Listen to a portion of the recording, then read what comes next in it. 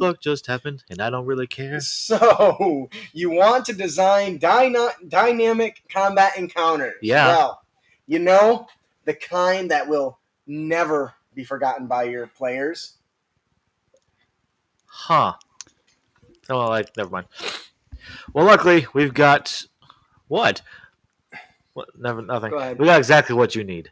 Today, we will delve into giving stuff you exactly the tools you need in a simple and easy to use way. God damn. Are you ready to learn how to build dynamic combat encounters using monster rolls? Well, you are lucky.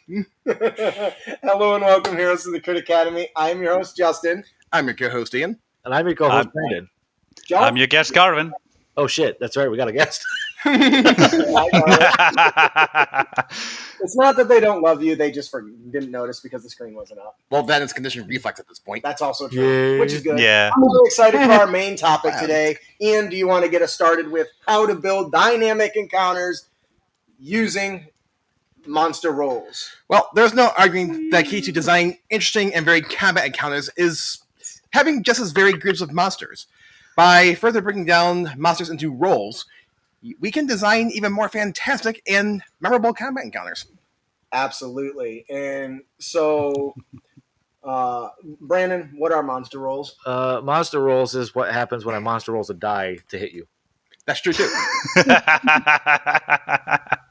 That's too R-O-L-E. Not R-O-L. Okay. A roll is the term we will be using to describe what the particular monster or NPC's job is during the encounter. While some monsters can fit into multiple categories, we are going to focus on what we think they do best over what they might do best in a particular encounter. Yeah. Yeah. So one of my favorites is starting with artillery. Yeah. So because it starts with A. It's alphabetical. It is alphabetical. Fuck. So, It's also the most fun to use. It is. It is. Raining hell. Raining hell down on your players is definitely one. So artillery monsters excel at ranged combat. Whether they rain explosive fires of hell down arrows or even just chucking javelins, artillery is focused on keeping distance during combat. That's what we want to focus on with a creature that we determine as artillery. They tend to be more often than not focused on areas of effect and damage, spreading in between multiple targets, and their distant strategies often means that they lack, more powerful defensive capabilities other than running away and hiding behind somebody, right? So without a good line of defense, artillery can really become dead quick. Death Haven. So since we got our guest on, Garwin, for those of you who don't know, Garwin is our Emerald patron, so thank you so much for your support. This Don't is mention one it. of the many perks of being an Emerald patron. When you think artillery, what do you think? What are some of the best ways you can get out of artillery, and what are some good monsters examples you would pick up? I think of a trebuchet on the back of a mammoth. Oh my god. I fucking love trebuchets, but then you said the mammoth part. I was like, oh. Yep. That's things. Yes. That's funny. It's how I went with a siege in for what's the name of that place? I don't remember the name of the place, but I went with a siege in the module for the early book for Tiamat. The first Horde of the Dragon Queen, I think. Yeah, Horde of the Dragon Queen. Yeah, they were in the middle of travel and just threw a siege there in the way to see what they would do. Okay. So when I think artillery, obviously the most obvious is using a bow and arrow, right? But we can do more with that when we play artillery, right? What are some benefits that you guys would apply to a creature and make use of to get if you're going to categorize it as an artillery? I'd make it slow. Make it slow makes sense. AoE would also make sense too. Okay. Yeah. Yep. So I'd basically decrease its speed and up its damage, whether that means making it use more dice or spreading out its area of effect. Okay. So one thing I want to touch on is before the show, Garwin and I had a quick discussion about when you're picking out your monsters and building these categories for your encounters, you can keep monsters as they are, but just change like their equipment or the tactics they use. I think the example we discussed was using the kobolds. So a group of 5 Yes. kobolds all run the same way is not entertaining. Would you agree? Well, it depends. Okay, how so? I could go on, but only have so much time for the main topics. Can you give us the 30-second elevator pitch? No, because I want to keep going. Okay. So the reason I talk about this is so in the example of the kobolds, giving them a bow, keeping them in foliage, ducking, hiding, disengaging, all those things make them artillery. But you can take the same kobold and max out their hit points and turn them into a brute. Yep. Which is our one of our other categories. But some good example monsters that fill this the artillerist role as is would be what, Brandon? Drow Mage, Flame Skull, or Nothic? Yeah, those are actually some really good examples because they have a lot of versatility as far as ranged attacks and skill sets. But once again, any sort of monster can fill that role as long as you give them the appropriate weapon to do so. Some are better at it than others. A really great example is the Goblin, right? The Goblin has the nimble escape, which allows them to disengage as a bonus action, right? Yep. So by giving them, I'm going to say, okay, I've got 2 goblins in the group. I'm going to give them the artillerist feature. These other goblins, I'm going to give the brute. So their sole job, we're going to max out their HP, and their job is going to be to defend the other kobolds or the other goblins. So, Garwin, can you tell us what a brute is, or what we classify as a brute? Brutes are an interesting lot. They typically have low defense. This tends to be offset by high hit points, though, and deal superior melee damage. They tend to forego their own safety to hound a particular foe or block an enemy from reaching one of their allies. This becomes a large threat as artillery can unload on a target while a brute keeps them engaged or restrained. They tend to not have too much in their arsenal, but what they do have can be brutal. And for you Overwatch fans, this is Roadhog. Yes. This is another one. So let's go back to using the goblin or the kobolds. I think because keeping these in this category is really good. So simply maxing out their hit points, because most people go by the average, right? Yep. Yeah. I think that's pretty expected. So you could give the artillerist the minimum number of hit points. Oh, yeah. You could give the brute the maximum number of hit points. And a big axe. And a big axe to increase their impact of their attacks. And so we even better if it's oversized and they can't wield it properly. Okay. Attack with disadvantage, maybe give them reckless, I guess. But when you give the monsters these roles, we now have a more dynamic encounter. Just with these 2 roles, you got 5 characters. You got 2 regular goblins, 1 brute, and 2 artillerists is going to significantly change the way the combat unfolds. Definitely. Don't you think? Yeah. Like, there's also a way to do it without this whole thing. You just give them all personality and all that, you know? That's one way. Yeah. But this also does simplify the mechanics aspect. For sure. Brandon has went to tweet the stream, and now it's all echoing. Where'd you volume at? Down right there. So that's the wrong way. Oh, God! Anyway, so there's actually some... You got to turn it off if you can't get it to work. This is why I love this stream. There are some really good monsters that we already have that fall into the brute category. Owlbear comes into mind because that is very just lots of hit points, and I think it has multi-attack too, doesn't it? Yeah. What are some other ones, Brandon? Yeah, the ogre, the troll, the berserker. What the hell is a hook horror? Okay, you know what? I don't think you want to know. Hook horror, not hook horror.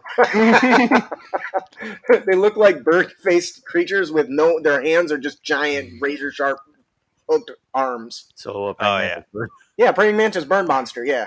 Fun fact: the original design for it looked just like Gigan from Godzilla. Of course it did. Where'd your inspiration come from? Nowhere. Well, I think that they bought a box of miscellaneous figurines and drew the artwork of them, and one of them had to be Giga from Godzilla.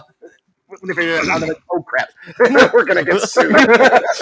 All right, so let's move on to the next one. So we've talked about the artillerist and the brute.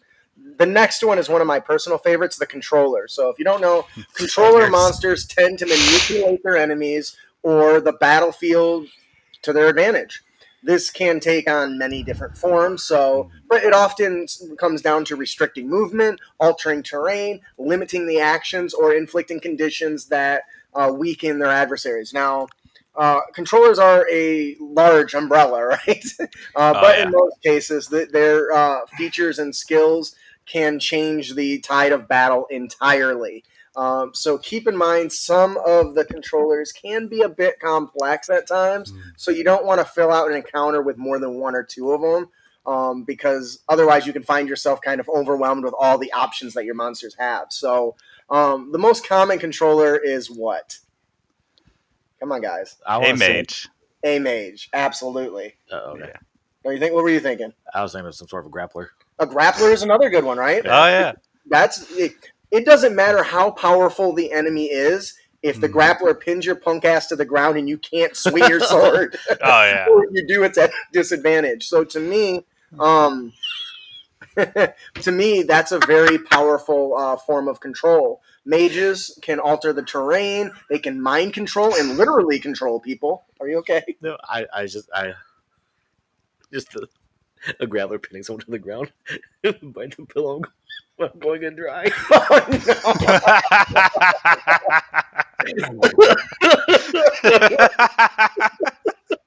Oh, jeez. That's so terrible. It is. It's beautiful. All right. So, We're gonna get banned. Ian, what are some of your thoughts on a controller?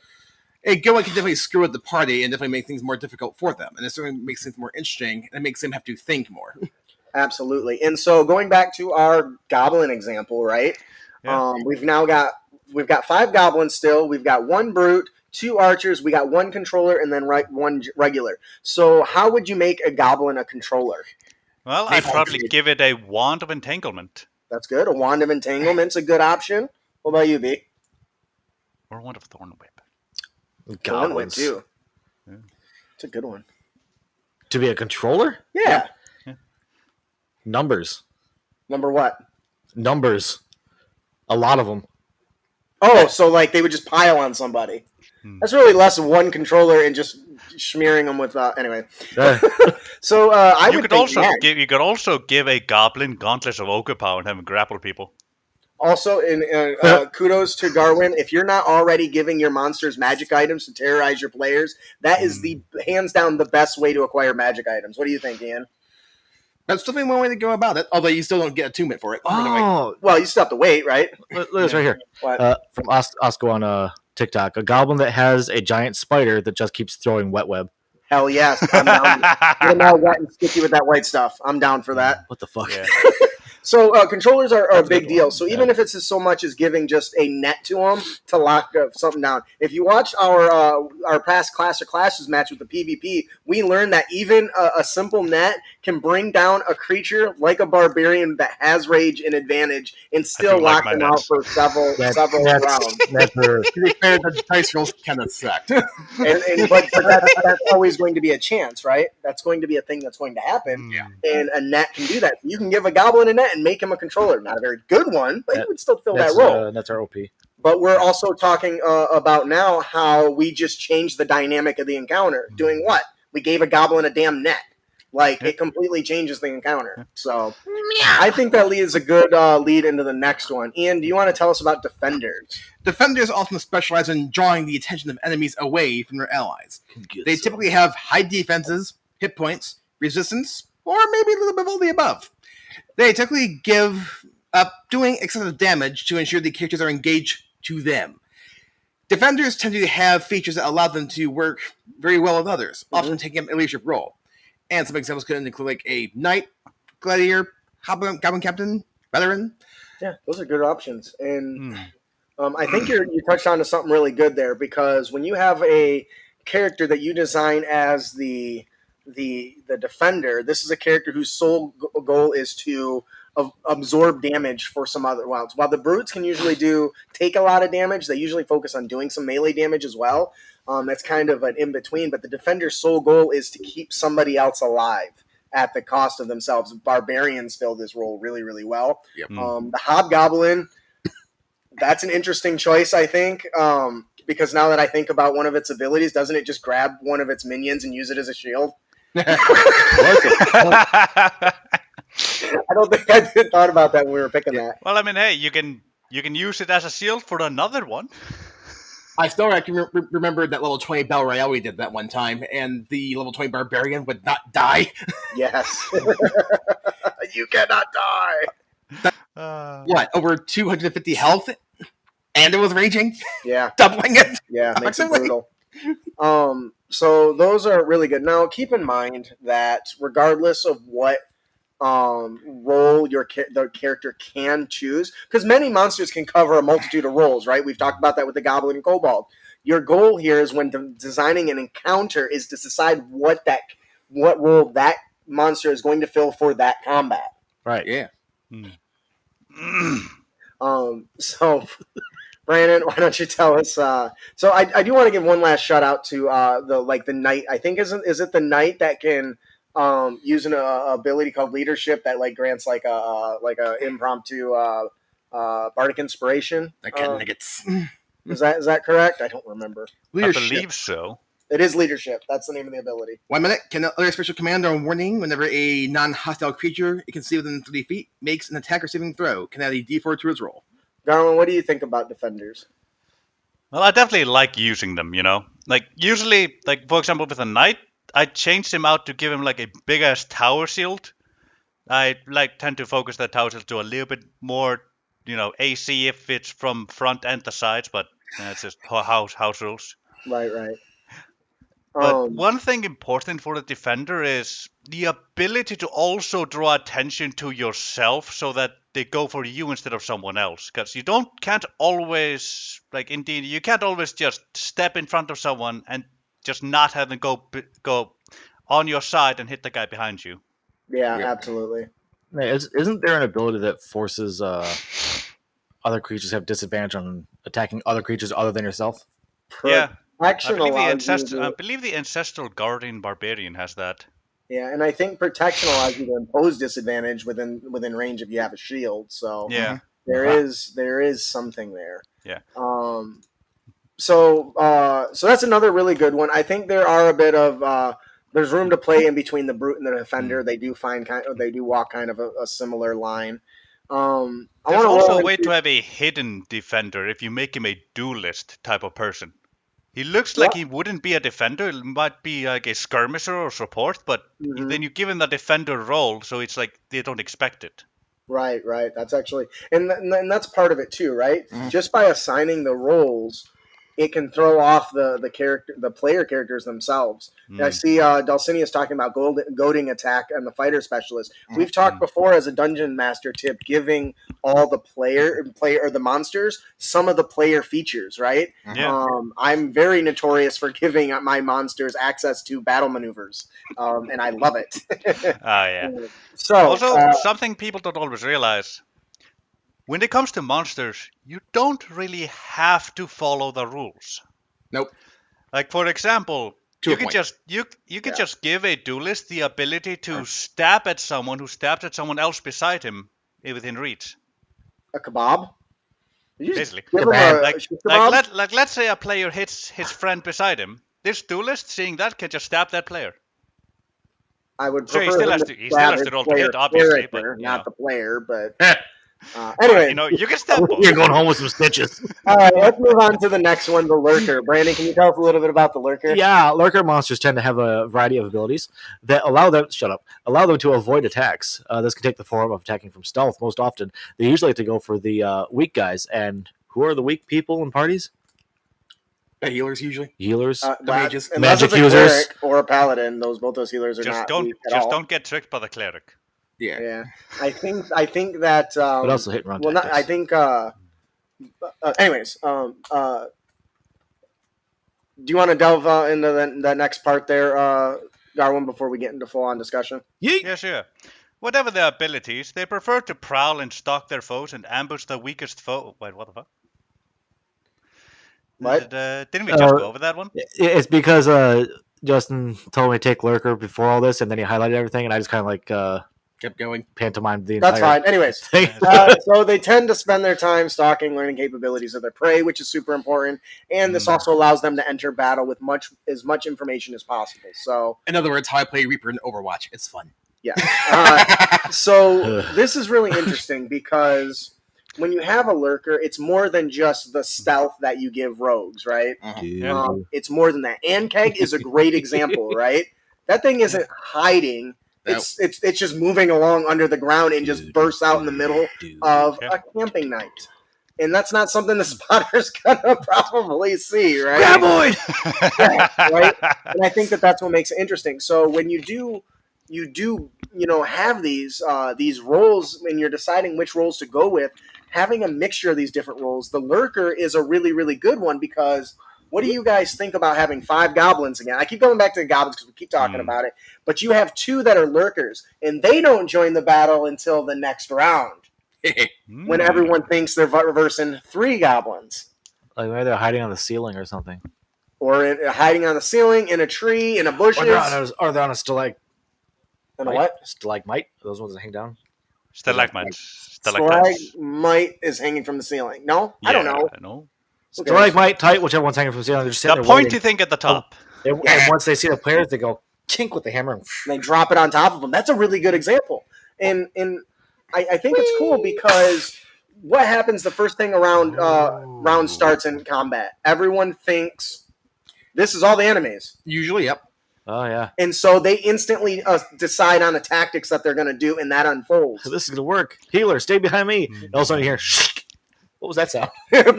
Chandelier. But that's exactly the point, right? Stalactites grow down from the cave for clarification. So if 2 lurker goblins jump out at the end of a first round, they immediately learn who the big smashy person is. They know who the wizard is, and more importantly, they know who's buffing or potentially providing support. So just by adding that, so let's go back to our 5 structure. We have 1 brute, 2 we're going to talk about skirmishers in a second, and 2 lurkers.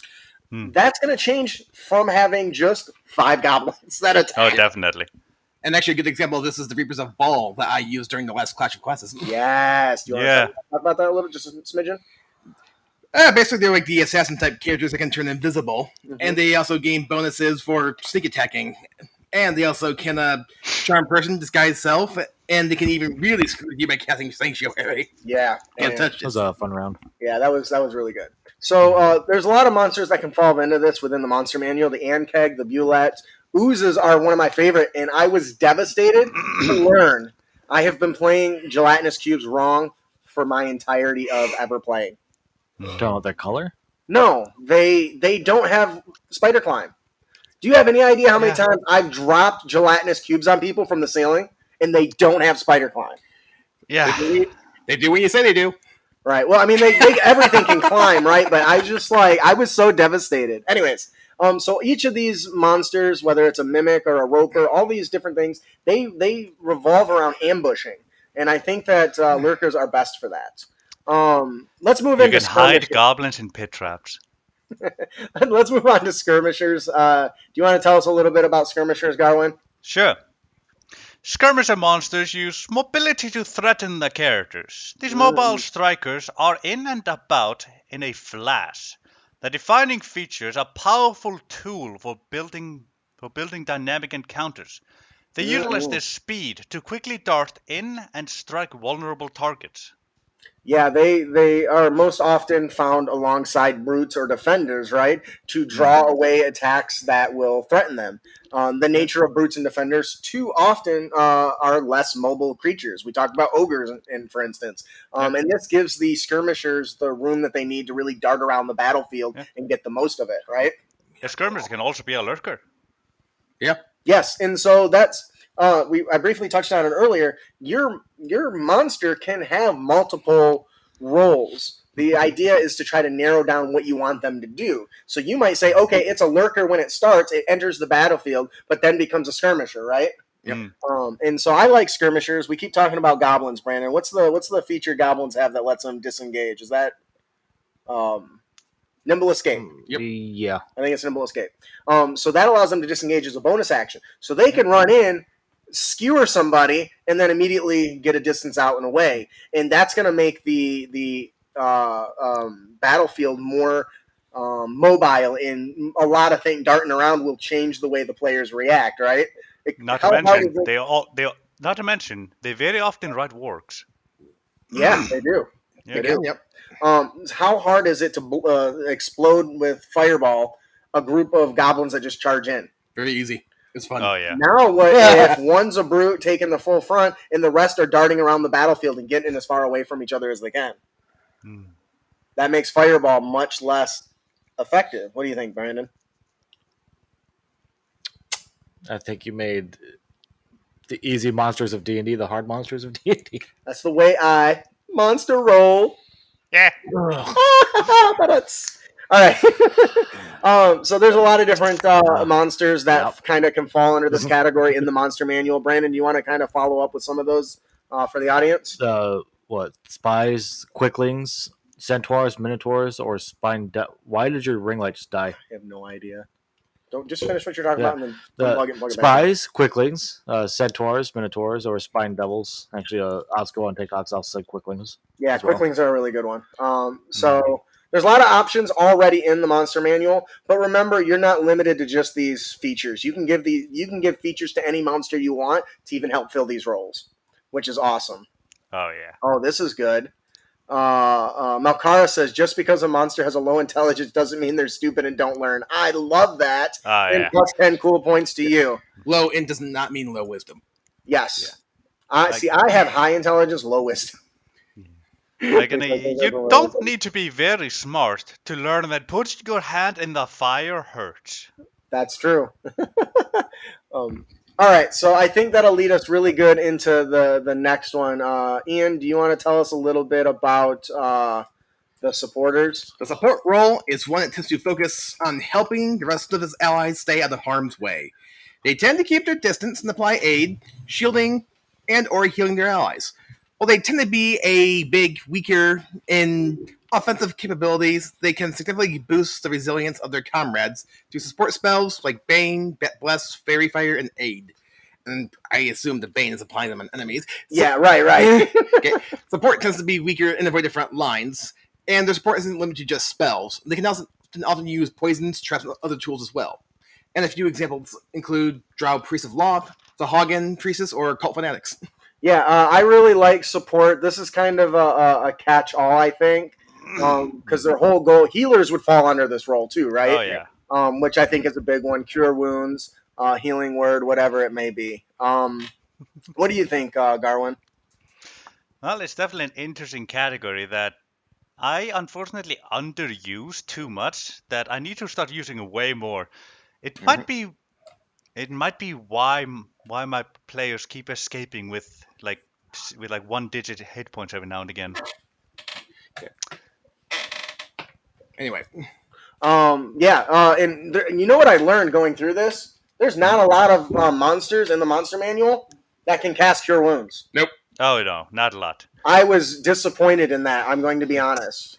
I don't remember where it states it, but it does state that when it comes to monster spell lists, they're suggestions. Oh, yeah. Yeah. Change them all the time. I do. Oh, yeah. That's part of our monster variants all the time. We change that shit.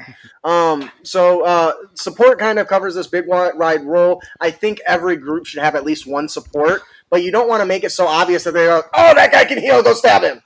Because then it becomes a problem. I think if you're going to go the more healing route, having it treated more like a paladin or a cleric, so it's not weak, is a really good direction to go. I was just figured out a great healing artillery. What's that? It's a big, strong dude who's just carrying a big-ass health potion that heals on contact and throws to break it. And then you just roll a d4 to decide which of these 5 squares it lands in to see if it heals his allies or his enemies. I love it. All right, so Aside from changing out their spell lists, that's probably the best way to get to a support that you want. The last one I want to talk about is leaders. Now, there are some monsters that can fill all of these roles in a battle all at once. I like to call these leaders. We want to consider these kind of like the elite monsters, right? These are the big bads, typically that we set as the big boss, right? Most common examples of these are dragons. Dragons can literally fill any of these roles because they can be stealthy as shit when they want to be and dive from 1,000 feet in the air and swoop up, can't carry your halfling away, and you'll never know what happened. And here comes a giant fist. And not to mention that by lore, dragons are supposed to be around, be casting 6th level spells or some such. Yeah. I'm terrified of Malkara's winged owl bears. Oh no, that just. So, dragons, they have intelligence, they have flight, they have claws, they have magical breath. In addition, you can make any monster an elite in the group by simply maximizing its damage and its hit points. You're welcome. There's so much you could do changing to a bigger damage weapon and giving it different tools at its disposal. I'm not even saying magical weapons. We mentioned the goblin getting the net earlier, right? So we recommend in an encounter multiple monsters keeping the elite monster to no more than one, because you don't want it to be overwhelming. And also, it's hard to make single monster fights interesting. You know what I mean? Though I do have to say, 5th edition did a really good job with legendary and lair actions, right? So in your games, this is going to be one of those you will have to more or less encourage them to gather knowledge on the characters. Leaders are going to be the ones that not only are monitoring what's going on, especially when their henchmen start disappearing, but they're also going to pay to get information. If you've never used scry from your big bad on your players, you're doing it wrong. But leaders don't have to necessarily be the big bad in the group either, or the big bad themselves. They could be a squad leader, right? Somebody that has enough important information, but is the challenge, the big boss of the fight at level 1. You can have a leader, right? He has another boss above him. So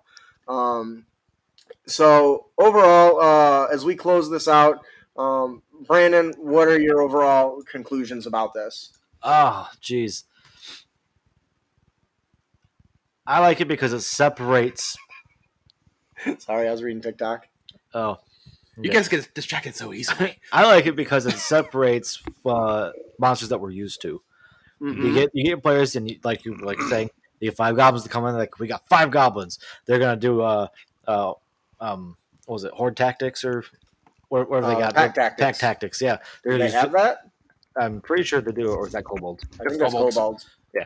Oh. Anyways, your point still stands. There's 5 goblins that are gonna do their thing. We know what to do, and then all of a sudden they come up and they hit this one, and it's like ping, like, oh, he whacked away your warhammer with a shield, and he glares at you in the eye, and 2 of them disappear into the shadows. You can hear them lurking around. Oh, that's good. While in the background, you can see one casting some sort of magic that brings out this ray of light, and dude, they're just goblins. It's like, what the fuck is going on? I'm having Goblin Slayer flashbacks right now. Oh yeah, the 2 that were lurking. But that's what I'm talking about. Just considering the role you want them to fill and deciding how to play them that way, it's as simple as changing their weapon and their tactics to make your story and encounter that much more dynamic. Speaking of leaders, and you were talking about them spying on the players and whatnot, it reminded me of when I made a troll den mother and gave her the ability to cast Arcane Eye within her territory. Ooh. And on top of that, I gave her the ability to 2 times a day traverse through the trees within her territory with 2 other trolls. So the players entered the forest, killed a few trolls, they were there for a day or so. Then they started noticing this grotesque-looking eye floating about. They didn't know what the fuck it was at first until someone got an Arcana check. Right. And then, as they were just settling down to start rest, Suddenly there were 3 trolls coming at them. Gotcha, bitch. Jesus. Just out of the trees, literally out of them. I love it. And that's a powerful tool, right? So in the context of building dynamic combat encounters, the utilization of these monster roles will help you diversify your encounter, even if it's the same monster. So not only causing you, not only because you're adding a variety of monster types, but because each have their own solid tactics, even if they're the same monster. So making for a solid and memorable experience in your Dungeons and Dragons game. Keep in mind, this doesn't just apply to D&D. This can apply to any role-playing game that's got some sort of combat, right? You just say, okay, I want combat. I want to make it dynamic. Here are some tools. What do I classify to fill out these roles? Yeah. That's it. For example, you have lizard folk, you have a swamp, Good topic. you have a lurker controller. That was a good topic. Yeah. Just give the lizard folk a whip that functions like the spell wine whip. They whip the players, drag them to them, and then hold them under the water with them. Get over here! That's really good. I like that. All right, so I think that'll do it for our main topic today. Before we move Shameless on, plug. Before we move on to our honor tips and tricks, you'll see this lovely book right here. Our Extraordinary Expedition book is live now. I want to thank the hundreds of backers that helped bring it to life. We couldn't have done it without you. It's a big project. I want to take a moment to talk about some of the subclasses that are actually in it. We had a nice review by Rogue Watson that talked about how he really enjoyed the player option. So I wanted to tell you guys a little bit about it. Aside from the book containing 10 flexible adventures, it came with, I think, 4 subclasses. And one of them is one of my personal favorites is a hunter-like ranger that can set traps. And so we gave a really huge list of traps that you can set up and rules to plant them. It's one of those things that consumes like a short or long rest to set up. So it really does require a lot of planning to get the most out of it. But I'm telling you what, it is so juicy and so rewarding to go out of your way and build a trap and then lure the enemies into it. You literally can take a very dynamic combat encounter your DM has spent a good amount of time prepping and destroy it like that with your preparations. And who doesn't love destroying the DM's combat encounters? I'm gonna cry. All you need is a good pit trap. And there's some other really good ones in there too. You got to check it out whether you like playing the Sawbones Rogue that's a healer or the Archer Wizard subclass, which is cool. So that'll do it. Let us move on to our honor tips and tricks because Ian looks like he's about to have an aneurysm. It's 7:40. Let's get moving. And now, what you've all been waiting for. Our Unearthed Tips and Tricks segment, where we bring you new and reusable material for both players and DMs. All right. The Frost Maiden is a really, really fun one here. This is if you are not a patron, you can get the full lore, stat block, artwork, all that jazz.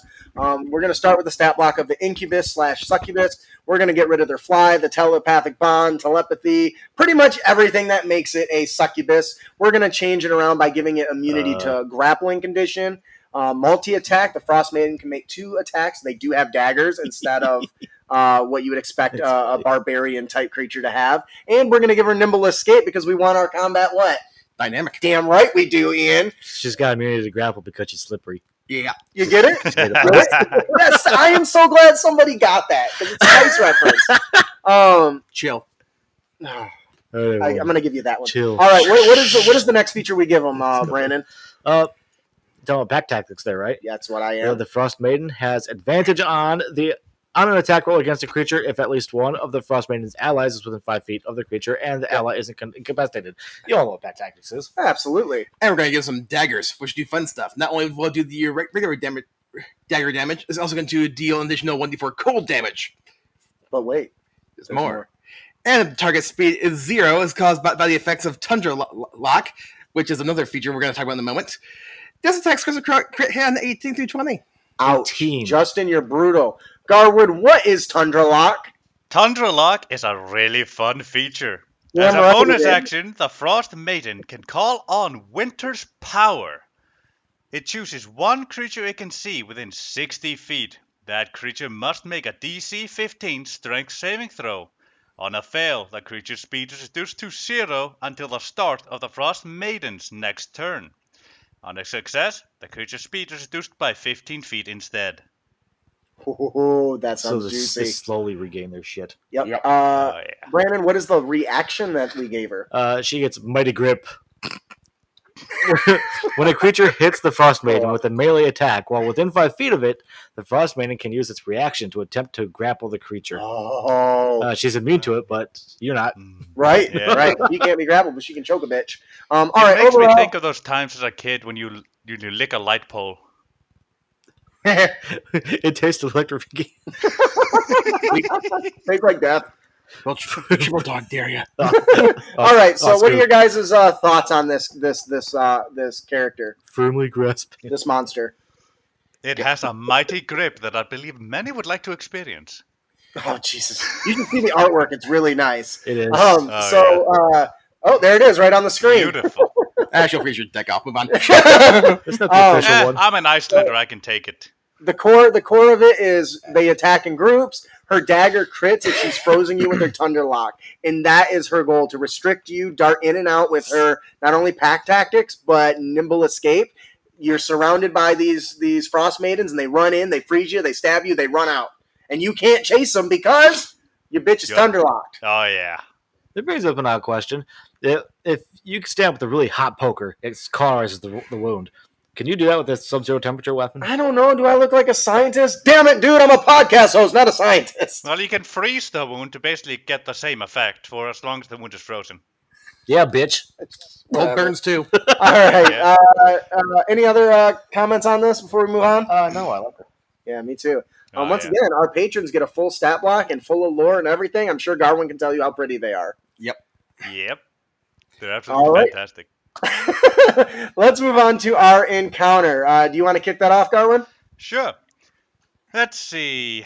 You get the patron. Missing Persons Memories. Sartrine Penguin. That's the user who made it. Oh, yeah. The adventurers wake up at their base tavern camp as normal. It is not until they begin to interact with regular NPCs that they are informed a member of their team is missing.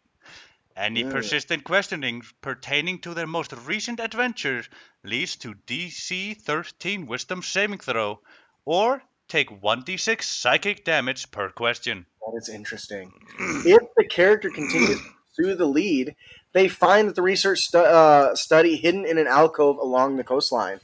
Upon arrival, they wake up in their normal way, though this time they are aware of having searched the coastline for something. If any kind of questioning pertaining to the party member for the previous quest persists, they experience a mental assault and must succeed on a DC 13 with save again or take 2d6 psychic damage. If they persist a second time, they agree by the owner of the research study. A flump. Yeah. Flump. This scholar, Benny, has lost her mate, being the victim of an agent purge performed long ago. If they continue to do research, it's revealed that the incident occurred long before the time of the reigning kingdom, before the world broke and was reformed. Each time they progress to the next level, the party receives the benefit of a short rest. That's interesting. The Flump has one legendary action. With it, they can choose to remove any number of occupants of their lair to a place they last took a long rest. This also creates the occupying. This also erases the occupying time and obscures the leading half of an hour of memory. Oh. This is very much. We went and did this thing and forgot. Yeah. And that's intriguing. Because I can see some players find like, well, okay, that was weird. Let's go do a different job because I don't think I like this. But I think that it's just an innocent flump is very interesting. If you don't know, it's like basically a living area flying jellyfish. Very much. Oh, yeah. Really awesome. It's really. I love the creatures. They're beautiful. Yeah. What do you think about this encounter, Garwin? It's definitely one that I want to run. And it's reminding me of the entire premise in a world I made for one of my groups. Mm-hmm. The premise is basically a false Hydra has eaten everything and everyone on every single continent except a little tiny one, and the entire world that's left there has forgotten about everything out there. The false Hydra's dead, and the gods are terrified, so they're trying everything they can so that those on the little continent don't realize the false Hydra did this because they think it might wake up if they know about it. Oh, that's awesome. Yeah. So basically, the world's only 230 years old according to the residents, and elves or neither elves or dwarves know that they aren't immortal. Right. It's I hilarious. love it. I love it very much. All right. Do you guys have anything to comment on this? I know he doesn't because he wants to go. Well, Okay. it's just like, oh, this is your last autosave point. That makes me think of. You know how pissed you would be if you were in a game and that happened? Like you just keep yeah. restarting and don't know why. I'd be so pissed off. All right. I want to take a moment to thank Sartre and Penguin for submitting this. What an awesome patron. That'll do it for our encounter. Brandon, would you like to tell us about our magic item? Our magic item comes from a patron named Zambu. SARS cube of, I don't know, Zamboni? I don't know. SARS cube of concentration. It's a wondrous item, and it's very rare, and it requires attunement by a spellcaster. So if you're a fighter, tough shit. A small clear cube that contains dark blue and green swirling arcane energy. The frame of the cube is adamantine, and the sides are clear. On 4 sides are unique sigils, and on the other 2 sides, one is blank and the other one's a skull. The cube stores powerful spells, which as an action, the character may throw the cube up to 60 feet and release its power. That's cool. It's also a d6. It's a die. Yep. Oh, And I then love what it. must immediately cast a spell corresponding to the number rolled, no concentration required by you. The spell will be cast using the character's spell save DC and must be at the spell's lowest level. The number cannot be used to cast that spell again until next dawn. And there's 6 options.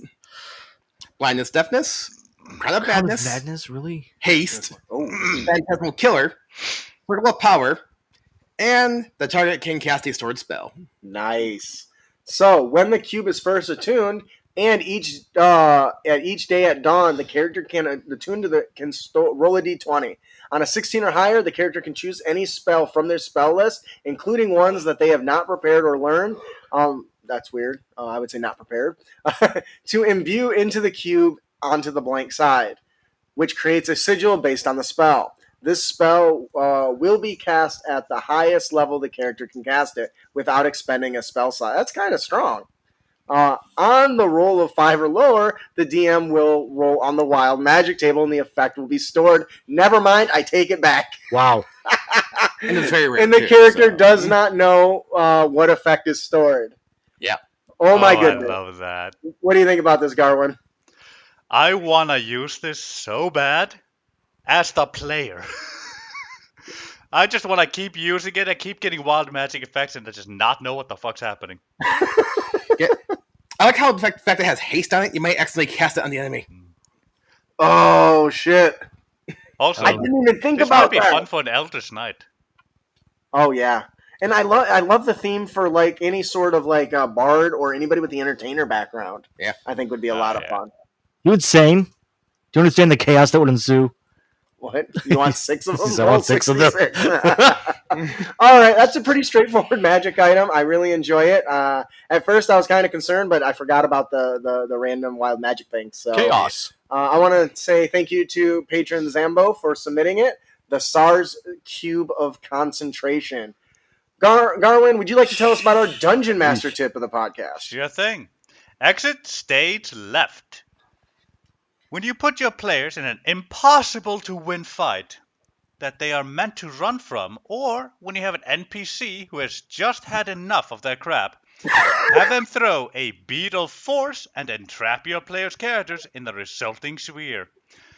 Because that sphere magically weighs only 1 pound regardless of content, even characters, this filled object weighing between 1 and 5 pounds can now be the target of a catapult spell. Thus, launching the party caught inside up to 90 feet away, possibly through a doorway or large window, and potentially dealing damage to all inside. Or a ledge. Or Let's pit. get the fuck out of here. Oh Or my roll a pit of lava. goodness. I love this. And this is from patron 𝙀𝙭𝙥𝙧𝙧𝙀𝙀𝙀𝙀𝙀. Yeah, thank you so much for this submission. This is genius. And I'm going to be honest, I think I've got a few players that I could use this on that really need it. Am I one of them? No, actually. you're not. I was actually Yeah, totally. thinking. Come on, do Borat. it. Do it. Do it, you count. Can you imagine that? Because there's strong enough creatures that would have this in Ravnica. Oh, yeah. So. Oh, yeah. Thanks, Andrew. This is a really cool idea. I love it. It's a really great way to deal with the arrogant players who their characters just do whatever they want.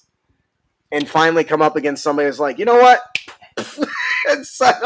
Get shrunk into a bead and then blown out into that's amazing. That is awesome. I love it. And I think beautiful. Exit Stage Left is great. What do you think, B? I think it's funny as hell. Oh, yeah. How embarrassing was that, B? What happened to you? I died. I talked some shit and he sent me flying out a window. All right, I think that'll do it for our Dungeon Master tip. Exit Stage Left from patron 𝙀𝙭𝙥𝙧𝙧𝙀𝙀. Always do it to the monk. I like that. You going to say something? Nope. Okay. All right, so our player tip of the podcast is Don't be a dick. Huh. Impressive. That's the closest we ever came to all saying at the same time. Alicia implied we should change that because a lot of our tips are now making you a dick. Oh, yeah. And I don't know that I disagree with it. So let's talk a Be little a bit. dick. Let's talk a little bit about the werebore. You mean werebear? Werebear? Werebear. What did I say? Werebore? Yeah. The Yep. werebear. The werebear. Is that like a Care Bear? The werebore bear. Winnie the Pooh on steroids. Oh, I see. Sometimes we just want to play a brutal, savage, bestial hunter character. Oh, bother. Well, with this combination, your dungeon master will find your combo unbearable. Oh, God, it's like cancer. Okay, I'll see myself. But in all seriousness, this combo is just crazy strong. So in order to build a brutal werebear character, you're going to want to start with the shifter race. This specifically is the Longtooth subrace. I think I classically that's wrong. This allows us to shift once per short or long rest. So not only do we get access to dark vision, which is awesome, but we also get proficiency in the perception skill, which is great for hunting. So already the animalistic features are coming into play, right? You can see at night and you can sniff butts and shit. On top of that, when you shift, you gain temporary hit points. This buffs our defenses, and the Longtooth subrace gives access to an unarmed bite attack that deals 1d6 plus our strength mod as a bonus action. Yeah. Now, this was already pretty brutal. Using a staff, you can now do a d10 plus your strength mods on top of the bite. Monks will be a bit jealous. Now we can pick the druid class. The moon druid in particular. At level 2, which allows you to wild shift to a brown bear. While in this form, you gain an average of 34 hit points, and because you're a shift into your were form, those features carry over to your new form. Nice. Both the bite and the temp HP. This is on top of the HP you get from wild shaping. Now you can make 2 bear attacks as an action that follow up with the bite from your shifter form, meaning 3 melee attacks. 1 turn. Level 2. That seems OP. But wait, there is more. If you're willing... Really, there's more? There always If is. you're willing to stall the transformation a turn, you can also concentrate on spells while wild-shaped. Uh-huh. This means we can even delve further into the making our brutal form even more terrifying. Rawr. The brown bear's AC is only 11. That's not any That's good. pretty low. We can do better than that. Yeah. Oh, my God. An enemy can cut through that pretty quick. Well, if you cast bark skin on yourself, it becomes 16. That's the same as chainmail. You're welcome. You're welcome. And this All right, is to let's go even further beyond. And become the bear. Killer Care Bears. All right, what do you guys think about this? Just grizzly. It's just grizzly. I'm gonna be That's honest. amazing. I wanna play this just to see how frustrated I can make the DM. I think we might be losing listeners because their DMs are saying, "Don't listen to this podcast." Well, the reason it doesn't grow is everyone's like, I'm not telling my players about this show. They keep giving them broken builds and shit. What the hell? I think I'll keep it to myself. I really like this. Obviously, 3 attacks at second level is pretty brutal. I mean, considering that the Reckless Barbarian can only get 2, that's pretty powerful. And you're temp HP, and you get an extra HP pool, and you get Dark Vision, and you get Perception skill. I mean, it's just... I can see why it's unbearable. The Berserker Barbarian doesn't get 3 until level 5. Yeah. Oh, wow. Yeah, you're right. Yeah. Yeah, that's brutal. That's savage. I guess that's what we were going for, though, right? So I guess Oh, yeah. we succeeded. You've successfully made the Bear. Tim, stay after the show. That stuff gets Justin's bag hard. He'll tell you how to do it. All right. So, any other comments on this besides the DMs hate Justin? DMs hate Justin. Some DMs love Justin. Aw, Some. not enough.